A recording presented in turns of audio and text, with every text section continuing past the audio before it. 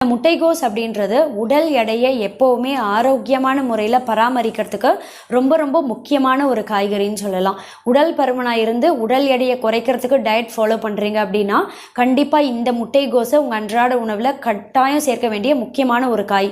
இது என்ன செய்யும்னா, முதல் விஷயம், உங்கள் உடம்புல இருக்கக்கூடிய அத்தனை கழிவுகள், அந்த டாக்ஸின்ஸ், நச்சுக்கள் எல்லாத்தையும் வெளியேற்றம் செய்யக்கூடிய முக்கியமான ஒரு காய். இந்த நச்சுக்கள் எல்லாத்தையும் வெளியேற்றம் செய்யும்போது நல்ல ஒரு டீடாக்ஸாக செயல்படும் இந்த காய்கறி.